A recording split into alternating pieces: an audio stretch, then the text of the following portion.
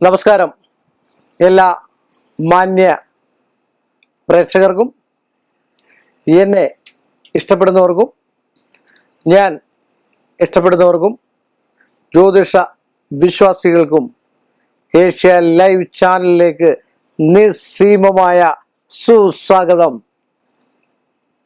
ഒരുപാട് ആൾക്കാർ വിളിച്ചു ചോദിക്കുന്ന ചോദ്യമാണ്, സാർ എൻ്റെ ഭർത്താവ് എന്നിൽ നിന്ന് നഷ്ടപ്പെട്ടു പോകുമോ?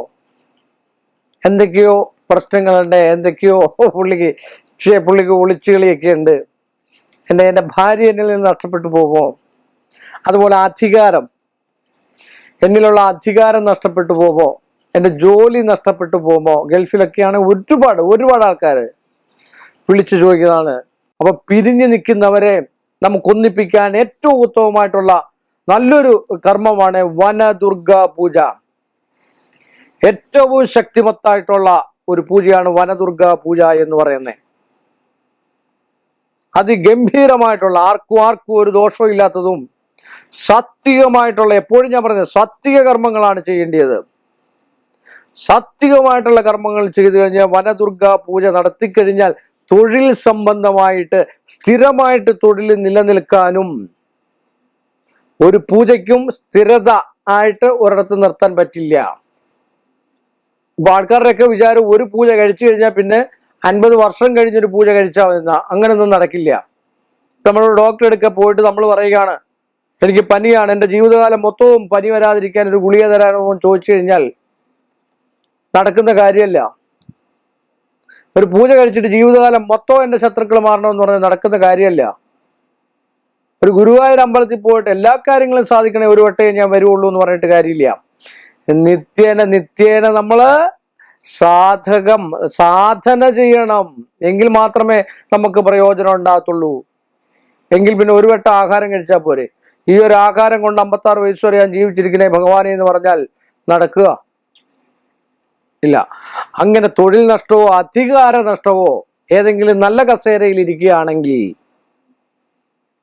ആ അധികാരത്തിൽ നിന്ന് മാറിക്കിട്ടാനായിട്ട് പല രീതിയിലുള്ള, ഇന്നത്തെ കാലയളവനുസരിച്ചിട്ട് പല രീതിയിലുള്ള മാർഗങ്ങൾ പലരും സ്വീകരിച്ചെന്നിരിക്കുക. അത് ഉത്തമനായ ദൈവജ്ഞനെ കൊണ്ട് കവടി വെച്ച് നോക്കിച്ചിട്ട് തത്തുല്യമായിട്ടുള്ള, നമ്മുടെ നിഷ്കളങ്കമായിട്ടുള്ള മനസ്സുള്ള, അചഞ്ചലമായിട്ടുള്ള ഭക്തി കൊണ്ട് പൂജാതി കർമ്മങ്ങളും ദേവാലയ കർമ്മങ്ങളും ചെയ്തു കണ്ടു കഴിഞ്ഞാൽ അത് നമുക്ക് തിരികെ ലഭിക്കാൻ ഏറ്റവും അത്യുത്തമമാണ്. സംശയമില്ലാത്ത കാര്യമാണ്. വനദുർഗ പൂജ എന്ന് പറഞ്ഞാൽ ഏറ്റവും അത്യുത്തമമായിട്ടുള്ള ഒരു പൂജയാണ്. ഏത് രീതിയിൽ വേണേലും വനദുർഗ പല രീതിയിൽ പൂജ ചെയ്യാവുന്നതുണ്ട്. വനദുർഗ ക്ഷേത്രങ്ങളുണ്ട്. ഇതൊക്കെ ചെയ്ത് കണ്ടാൽ അധികാര ഉന്നതി ഉണ്ടാകാനും, ജോലി സ്ഥിരത ഉണ്ടാകാനും, കർമ്മമണ്ഡലത്തില്, അതുപോലെ ജീവിതത്തിൽ തന്നെ തിരിച്ചു വരാനും, ജീവിതത്തിൽ പുരുഷൻ നഷ്ടപ്പെട്ടിട്ടുണ്ടെങ്കിൽ ആ പുരുഷനെ ഏതെങ്കിലും രീതിയിൽ നിങ്ങളുടെ സമയത്തിന്റെ ദോഷത്തിന്റെ കാഠിന്യം കൊണ്ടായിരിക്കാം ഒരു മാറ്റം, ഒരു വഴക്കുകൾ ഉണ്ടായി ഒന്ന് മാറി നിൽക്കുക. ഒരു ഭാര്യ മാറി നിന്നാൽ, ഭർത്താവ് മാറി നിന്ന് കഴിഞ്ഞാൽ ചിലപ്പോൾ ഏഷണി കൊണ്ടായിരിക്കും, പരദൂഷണം കൊണ്ടായിരിക്കും, അയൽപക്കം മൊത്തം ഏഷണിയായിരിക്കാം. ഇതൊന്നും നമ്മൾ ശ്രദ്ധിക്കേണ്ട. ഭഗവാനെ മാത്രം ചിന്തിക്കുക. നിങ്ങളുടെ കാര്യങ്ങൾ മാത്രം ചെയ്ത് കണ്ട് വനദുർഗയെ പൂജിച്ചു കഴിഞ്ഞാൽ സൽബുദ്ധിയുള്ള എല്ലാ ആൾക്കാർക്കും അതുപോലെ തന്നെ നിങ്ങൾക്ക് ജീവിക്കാം, നന്മയോടുകൂടി ജീവിക്കാം. ഈ പ്രശ്നങ്ങൾ വരുമ്പോൾ മാത്രം പൂജകളും വഴിപാടുകളിനെയും സമീപിക്കാതെ നിത്യവും ഉപാസിച്ചാൽ ഇതൊന്നും ഉണ്ടാവില്ല. അതാണ് ഏറ്റവും വലിയ ബലം, അതാണ് ഏറ്റവും വലിയ ഈശ്വരാധീനം. നിത്യവും ഉപാസിക്കുക, നിത്യവും ഈശ്വരൻ എന്നുള്ളൊരു ചൈതന്യം ഉണ്ടെന്ന് നമ്മൾ വിശ്വസിക്കുക.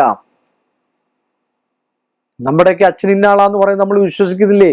വല്യച്ഛൻ ഇന്നാന്ന് പറയുന്നു, വിശ്വസിക്കുന്നില്ലേ? അതിൻ്റെ അച്ഛൻ ഇന്നാന്ന് പറയുന്നു. എന്നൊരു 10 തലമുറയ്ക്ക് മുമ്പുള്ള നമ്മുടെ വല്യച്ഛനെ ഏതാന്ന് ചോദിച്ചാൽ നമുക്കറിയില്ല. എന്നിട്ടും നമ്മൾ പാരമ്പര്യമാണെന്ന് വിശ്വസിക്കുന്നില്ലേ? ആ ഒരു വിശ്വാസത്തോടു കൂടി ഈ പൂജ ചെയ്യൂ, നിങ്ങളുടെ കാര്യം സാധിച്ചിരിക്കും സുനിശ്ചയമാന്ന് പറഞ്ഞുകൊണ്ട് ഈ എളിയ മനുഷ്യന്റെ ഈ ചെറിയ എപ്പിസോഡ് ഇവിടെ അവസാനിപ്പിക്കുന്നു. വീണ്ടും നമ്മൾ തമ്മിൽ കാണുന്നവരെ എല്ലാ മാന്യ പ്രേക്ഷകർക്കും എൻ്റെ നിസ്സീമമായ നന്ദിയും ശ്രേഷ്ഠമായ ഭഗവാന്റെ കടപ്പാടും.